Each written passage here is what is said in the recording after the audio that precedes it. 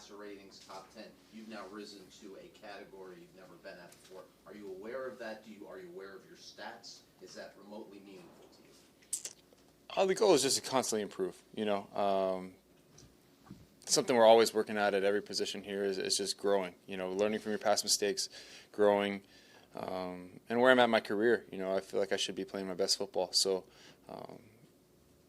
Gase is constantly pushing me. Dal and Bo are constantly pushing me. So, I think I'm playing solid football. Obviously, still have room for improvement, and want to keep pushing myself to keep playing better.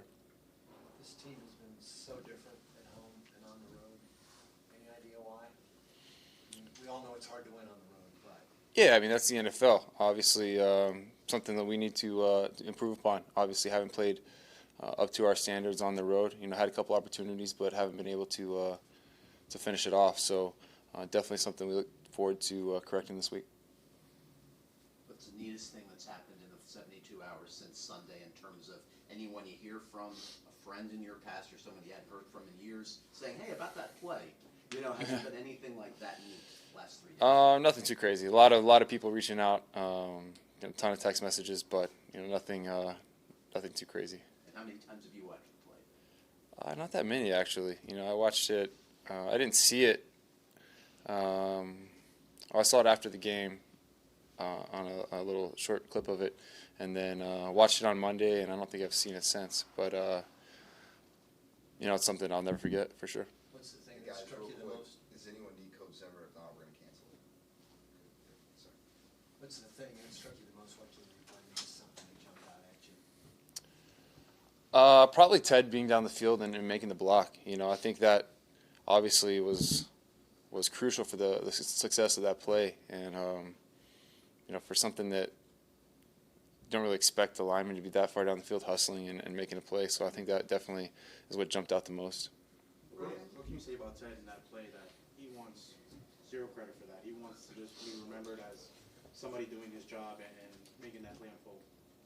Yeah, I think it speaks to his competitiveness and just never giving up, just keep fighting and trying to make something happen. I think the guys did a good job of trying to keep the thing alive. You think it's going to be one of those things where it's a pitch, and balls going across the field.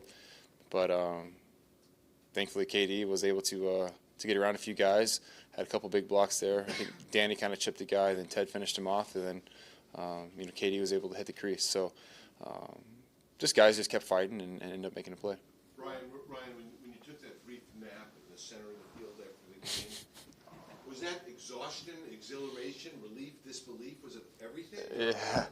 I don't think I can put my finger on one emotion there. I think it all kind of hits you at once. From where you're at before that play, seeing them march down the field, you're watching the clock tick away, and just a sinking feeling you get, and then knowing you have one shot with minimal probability that something's going to happen, and to be successful, and have that whatever 1% or 0.1% play pay off is pretty incredible. It kind of just all hits you at one moment. Everyone was going crazy in the corner, and I was still hurting, so I really didn't want to get caught up and bumped around in that melee over there, and it just kind of collapsed.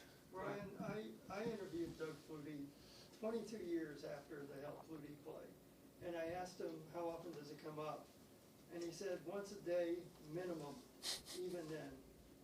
Has it sunk in that people are going to be coming to you, whatever years from now, and saying, "Hey, that game in Miami against New England"? Has that sunk in? Not really. I'm not really worried about that right now. Honestly, just trying to turn the page and get ready for Minnesota.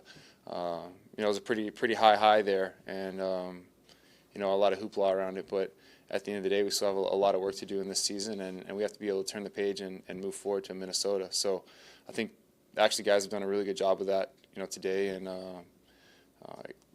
I expect that to keep going throughout this week. And I think after the season's over, then we can take a look back and reminisce. Is it difficult to turn that page? It's understandable there's such a buzz in the wake of what happened. Not for me. I think that's to a man. How every guy handles it, but I still see so much out there for this team and what we can accomplish. So, yeah, it's all focuses on Minnesota and whatever we can do to get ready for that game. Why do you talk about Drake He's been huge. He's a playmaker. We saw it last year. We saw it some of his rookie year. Saw it in preseason in Carolina. You see, any play can go the distance with that guy. So, we feel good about splitting him out. He's got the speed to get on the edge, kind of move him on some fast motion type stuff, and try to use him to misdirect the defense. And he can run the standard downhill running play. So, he's huge. He's basically a utility knife from the backfield that we can kind of put in a lot of different places and use to create matchups that we like. Brian, you talked about the emotions of what happened on Sunday. Could that help with the confidence of this team to overcome even the greatest of odds, knowing we're at this point trying to make the playoffs? Yeah, I think you can use a moment like that to solidify and really come together as a team. I think this team's done that throughout the course of the year, really stuck together through thick and thin, believed in each other, trusted in each other. But you have a moment like that can really be the significant moment that unifies the team completely. And only time will tell. But I kind of felt that when it happened. Felt it in the locker room. You can kind of feel it in the building. But there's still a lot of work to do. So we have to kind of use that as a springboard to finish out the season. How do you feel about the team's playoff chances? How do you feel? I honestly don't know what's in the future for this team. I know we have a game on Sunday against the Minnesota Vikings, and we're gonna have to win that game. So all focus is purely on Minnesota and doing whatever we can to come out with a win. You said you were shocked that you came back, given how the injury looked. How much pride do you put on your toughness coming back in a situation like this? Yeah, I love competing. I love being on the field. I love being out there for my guys. If there's any possible way that I can be out there with my guys and compete and lead them, then I'm going to do it. So, it's not about proving a point or anything like that. It's about leading the offense, trying to go win a game. That's ultimately what it comes down to. Ryan, maybe the 5 games you missed, or at some point recently, what is that mood like when you walk in the training room and see so many of your teammates that have been injured or done for the season? What's that feeling like? Is it disappointment? Are you kind of looking to see if you had these guys, what would this season be? What's it like when you see those guys in the training room? Yeah, it's tough. You care about everyone that's on this team, and to see the pain. I've been there. I was there last year. I was there for a little bit earlier this season, and it's frustrating. Sometimes it's hard to wrap your mind around where you're at, and just kind of tough to believe. So you try to be encouraging, try to support them as much as you can. You can't play the what-if game because it's going to get you nowhere. So you just try to be as supportive as you can, encouraging as you can, and that's about all you can do. Ryan, the Vikings, as you probably heard, changed their offensive coordinators yesterday. Back in 2015, you went through something somewhat similar when offensive coordinators changed late in the year. What do you remember about that transition? Was it rough as a quarterback, or was it a seamless thing? Well, anytime you have change like that, it's kind of chaotic. But there's 2 ways you can respond. I've seen teams kind of rally around the decision, and I've seen teams go the other way. So we don't know what we're going to get, but it doesn't really matter. We have to go out and play our game and execute our calls, and if we're able to do that, then we'll be happy with the result. Came out this week, I guess, with your sponsorship with Gen X, that you decided to use stem cells in the Grand Cayman. What kind of led to that decision? And is that something that you talk to with other players? Yeah, I know some other players who have done it.